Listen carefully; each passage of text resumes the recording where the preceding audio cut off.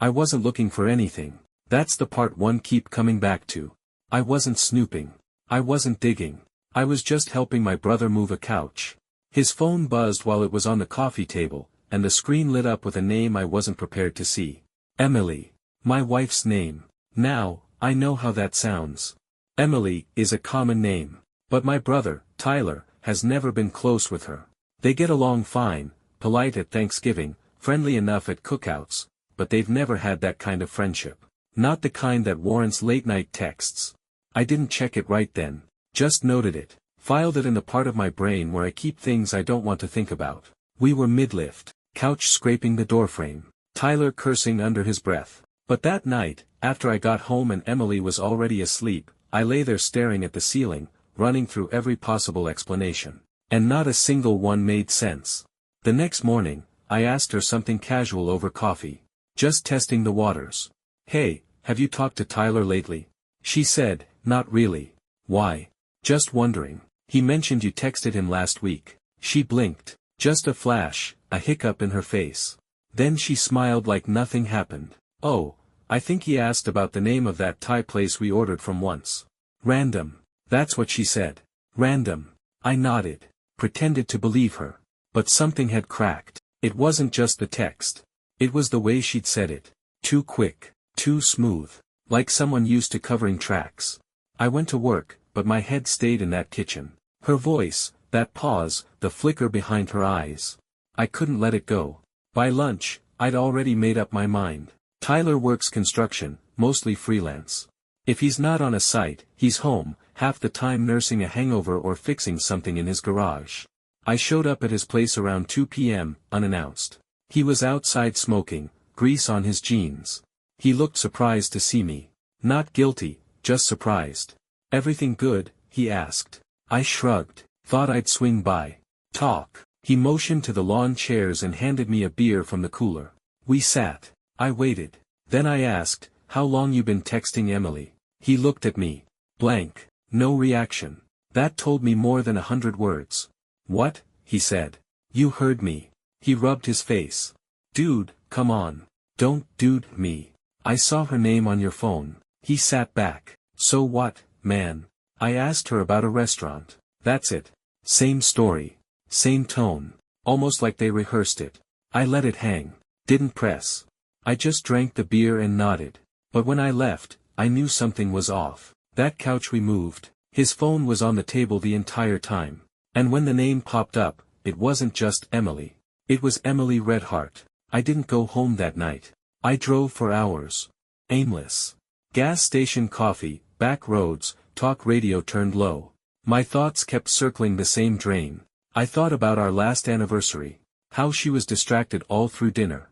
Her phone buzzing under the table, screen down. I thought about how Tyler started showing up more often, swinging by for no reason, helping with odd jobs.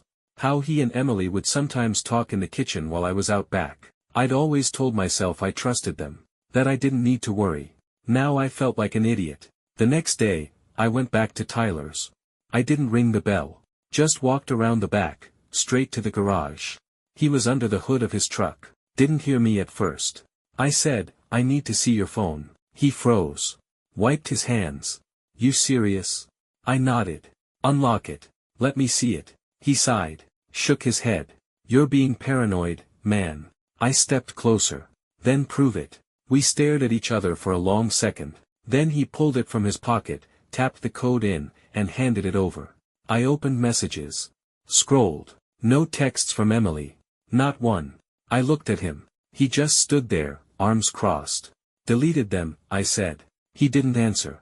So I checked his call log. Same thing, nothing recent. I opened notes. Photos. Nothing. Then I saw it. A hidden folder. Buried under a folder named Invoices. Inside, screenshots. Messages. From Emily. Things like, I can't keep doing this, and he's starting to suspect, and you said we were done after the cabin. The cabin. That broke something in me. Tyler reached for the phone, but I pulled back. You lied, I said. He didn't argue. Just looked down at the floor, like he was ashamed, but not enough to speak. I left. This time, I wasn't confused. I was done pretending. When I got home, Emily was on the couch, barefoot, hair up, laptop open. She smiled like nothing had changed. "Hey," she said. "Everything okay?" I held up the phone. "I know." Her face shifted. "Barely. But it was enough." She said, "You went through his phone. Answer me." Silence. Then, quietly, "It didn't mean what you think it did." I snapped. "Don't play that game. Don't insult me like that." She closed her laptop. "You want the truth?" I didn't answer. Just stared. She said, "Fine. Yes. It happened. Once. Months ago. I didn't plan it. I didn't want it. I felt trapped. You were working late. I was lonely. And Tyler, he was there." I laughed. "Cold. You felt lonely. So you slept with my brother?" "I'm not proud of it." "No. You just lied. To my face. 4 months. I thought it was over," she said, voice cracking. "I swear to you, I told him it couldn't happen again. We were both scared. That's what those messages were." I shook my head. "You lied to me." "He deleted everything, but he kept the screenshots." "Why?" She didn't answer. I stepped back. My hands were shaking. Then I asked her the question that had been burning a hole in my chest for days: was it only once? Her silence was all the answer I needed. She didn't cry. That's the part that stuck with me. The room felt like it was caving in, air sucked out, every nerve in my body burning, and she just sat there. Still. Composed. Like this wasn't the moment everything cracked wide open. "I didn't plan it," she said again. That line. Over and over. I stared at her, not knowing if I wanted to scream or break something or just walk out the door and never come back. Instead, I asked, "How long?" She looked down. Her fingers traced the rim of her coffee mug, still half full from hours ago. "A few months," she said. "After the holidays. Before your mom's birthday. Around then." My legs gave out, and I sat on the edge of the coffee table like the floor had dropped beneath me. "My brother," I said. "You chose him." She said nothing. And somehow, that silence hit harder than any confession. I didn't sleep that night. I lay on the couch while she stayed in the bedroom, both of us pretending the other wasn't awake. Every creak in the floor sounded like an accusation. Around 2 a.m., I got up and walked into the garage. Just stood there, staring at the tool bench, like it could give me an answer. It didn't. Only thing it gave me was the memory of Tyler standing in that same spot 2 months ago, helping me fix a broken shelf. We laughed, drank a beer. He told me, "You and Em are solid, man. Not everyone gets what you've got." Now I couldn't tell if that was a compliment or a warning. The next day, I didn't go to work. I drove back to the cabin. It was 3 hours out, tucked in the woods near a lake, the place we used to go when life felt too heavy. Our little escape. The place where, apparently, the two of them crossed a line that changed everything. I hadn't been back since fall. As soon as I stepped inside, it felt different. Like someone had rearranged things slightly, just enough that you wouldn't notice unless you'd lived in the space long enough to know it by heart. A wine glass still in the sink. A throw blanket folded the wrong way. A coffee cup I didn't recognize on the shelf. And on the nightstand in the bedroom, one of Emily's earrings. Small. Silver. The kind she wore on casual days. The kind she said she'd lost ages ago. I picked it up and just stared. My stomach twisted. I drove back and didn't go home. Parked 2 blocks away and watched the house. I needed to know what else I didn't know. And I didn't have to wait long. At 5:37 p.m., a car pulled into the driveway. Not Tyler. Someone else. A woman, maybe mid-30s. Blonde. I didn't recognize her. Emily opened the door, let her in like she'd been expected. They hugged. Sat close on the couch. Too close for strangers.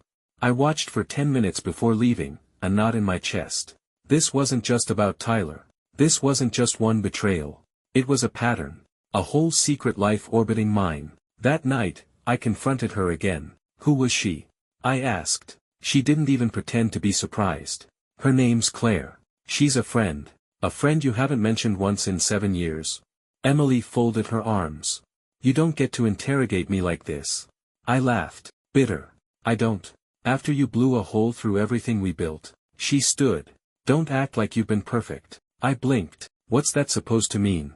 She didn't answer right away. Then she said something that chilled me more than anything else. You don't even see it, do you? See what? She stepped closer. You checked out years ago. Long before Tyler. Long before anything. You buried yourself in work, in schedules, in your little systems. I was alone in this house way before I ever did anything wrong. I clenched my jaw. So this is my fault. It's not about fault, she said. It's about the space you left behind. I felt like I was standing in a house I thought I knew, only to find out the foundation was rotting underneath. Then why not leave? I asked. Why not just say something? Because I wanted it to get better, she said. And I didn't want to blow up your life. You didn't want to blow it up, I said. You burned it down and walked away from the fire like you weren't holding the match. She looked away. And then, for the first time, her voice cracked. I never stopped loving you. That line. God. It made everything worse. Over the next week, we lived like ghosts in the same house. No shouting. No drama. Just silence that screamed. And through all of it, I kept circling the same question. Why Tyler? Of all the people. Why him? Why my own brother? And then I remembered something. Last Thanksgiving, we were at my parents' house. Tyler had too much to drink and passed out on the couch early. Emily had disappeared for a while, said she needed air. I'd thought nothing of it. Now I saw it for what it was, a missed sign. Maybe the start. So I went digging. I logged into our shared cloud storage. Emily had synced her phone photos months ago when she upgraded, then forgot to disable the auto backup. I went through every folder. Hundreds of images. Most were ordinary. Then I found a file labeled archived_2023. Inside, screenshots. A few blurred images. And one video. It was only 7 seconds long. Grainy. Dim light. Shot from across a room. But I knew that cabin. And I knew the voices. Emily. Laughing. Tyler. Saying something I couldn't quite make out. And then her voice, low. You think he knows? The camera cut off. I stared at the screen for a long time. Not just because of what I'd seen, but because of what I realized I hadn't seen. Tyler wasn't holding the phone. She was. She'd recorded it. And that changed everything. She recorded it. I played the clip again, slower this time. Listened carefully. Watched the angle, the slight shake of the lens, the way the frame focused just behind Tyler, not from a hidden corner, not from a shelf or tripod. The phone was in someone's hand, her hand. She said the line, you think he knows? And laughed. Not nervous laughter. Not scared. It was almost smug. Why would she film it? Why would she save it? Unless she wasn't scared of getting caught.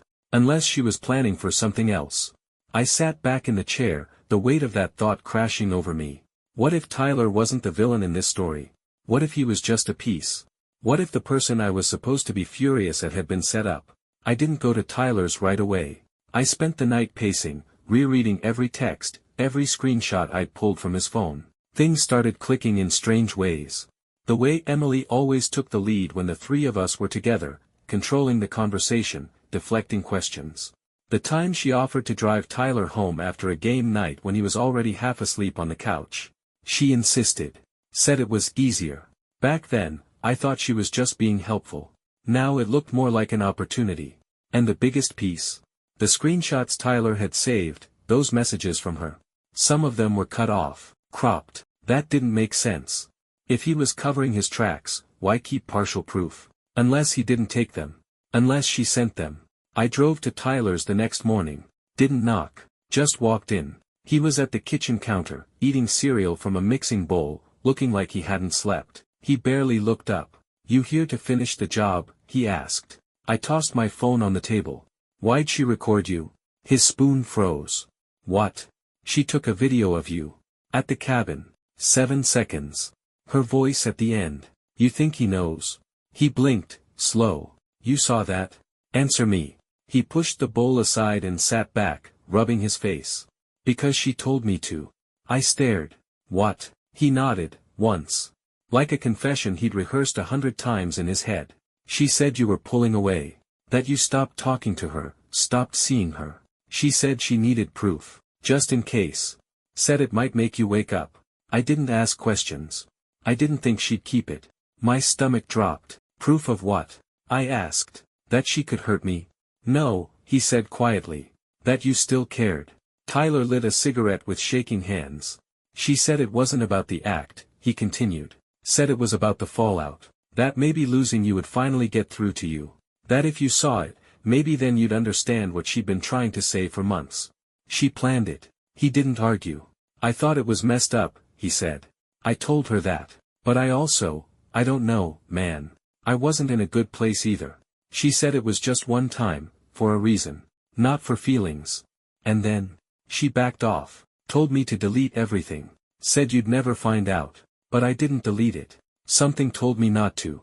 And when you came around asking, he looked up at me. His eyes were raw. I wanted to be wrong about her. I drove home in a daze. Emily was at the dining table, working on something with her headphones in. She looked up, startled when I came in. Hey, she said, cautious. Everything okay? I sat across from her and set my phone on the table. I know you recorded it. She froze. I watched her face, every flicker, every calculation. You backed it up, I said. Didn't even bother hiding it. Just stuck it in the archive and hoped I wouldn't look. She took a long breath. Then said, you were slipping away. That doesn't justify this. No, she said, but it explains it. I shook my head. You weaponized your own mistake. You made him think it was mutual. It was mutual. You used him. She leaned in, her voice sharp now. You want the truth? Fine. I was angry. You never talked. You never looked at me. Every time I tried to reach you, you acted like I was nagging or overreacting. I needed a reaction. I needed you. So you staged a betrayal. I didn't stage anything, she snapped. I made a mistake. Then I tried to make sense of it. And yes, I kept the video. Because part of me hoped you'd find it. That maybe it would finally break through. To what? To the fact that this marriage died 2 years ago and you didn't even notice. Her voice broke. I sat there, staring at a woman I thought I knew. And I didn't feel anger anymore. I felt something worse. Clarity. Over the next week, we talked. Not fighting. Not begging. Just laying it all out. And I started seeing the patterns I'd ignored for years. The tension under our smiles. The forced conversations. The quiet resentment in every skipped dinner, every unanswered call. The truth was, we were both sleepwalking through a relationship we didn't know how to leave. Her mistake was explosive. Mine was invisible. But no less real. A month later, I moved out. No fireworks. No shouting matches.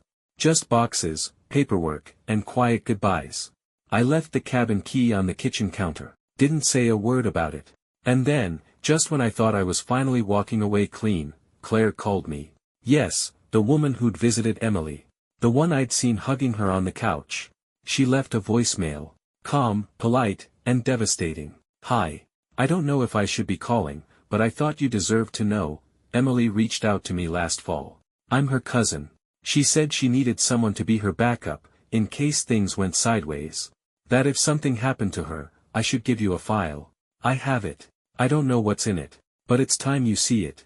I picked up the file from Claire the next morning. No dramatics. No envelope marked confidential or lockbox with a key. Just a plain manila folder, handed over in a quiet cafe off Route 7. She wore sunglasses and barely spoke. When she handed it to me, her fingers lingered for a second like she wasn't sure this was the right thing to do. It's not what you think, she said. I asked, what do I think? She looked at me and said, that depends. Do you believe she ever loved you? I opened the folder in my car. Inside were printed emails. Notes. Dates scribbled on receipts. Copies of texts, not to Tyler, but to a name I didn't recognize. Margot V. That name repeated over and over, like a shadow I'd missed standing right beside me. The emails were dated months before the affair. They read like journal entries. Desperate. Raw. He doesn't see me anymore. I feel invisible. Tyler keeps flirting. I don't think he's serious, but part of me wonders if pushing him would wake Nate up. If I make the wrong choice, I lose everything. If I do nothing, I disappear. The longer I read, the more the picture shifted. This wasn't about cheating. It was about unraveling. The messages to Margot were never returned. Not one reply. Just long, one-sided confessions. And then, tucked between 2 pages, a printed message from a number saved under unknown. If you go through with this, you know what it means. You can't undo it. Don't drag your husband into a fire you started. The timestamp? 2 days before the cabin trip. I sat with that for hours. Let the realization sink in. Emily had been reaching out, screaming in silence, long before the lie took shape. And Margot, whoever she was a ghost. A dead line. A mirror that never answered back. But the real twist didn't come from the emails. It came from the receipts. One of them was from a storage facility. Dated 3 weeks ago. I didn't know what I expected when I drove out there. Maybe a box of photos. Old love letters. Some half-hearted attempt at closure. What I found was something else entirely. A single box. Inside, my old journals. Some notebooks.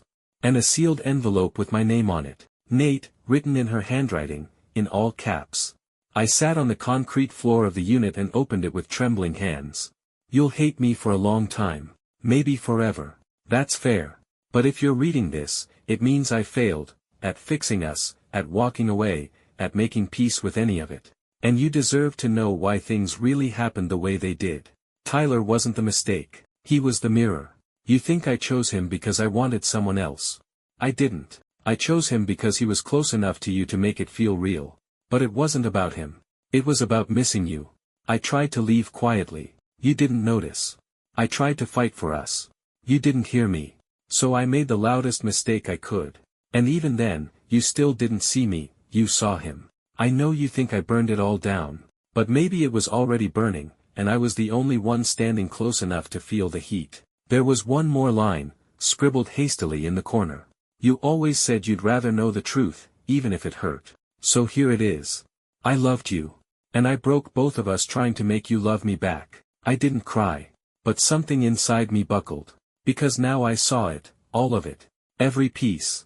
Every choice that looked like betrayal but was really a desperate plea. And the biggest twist? She didn't leave me for someone else. She did everything she could to make me leave her. Because she couldn't bear to be the one to walk away. I went back to the cabin. Alone, this time. Sat on the porch with a beer and the letter in my hand, watching the sun go down behind the trees. Everything felt quieter now. Like the war had ended, and all that was left was the wreckage. I don't know what forgiveness looks like, not for something like this. But I do know that love, when left ignored long enough, doesn't die. It mutates. And sometimes the worst betrayal isn't what someone does to you. It's what you refuse to see in them.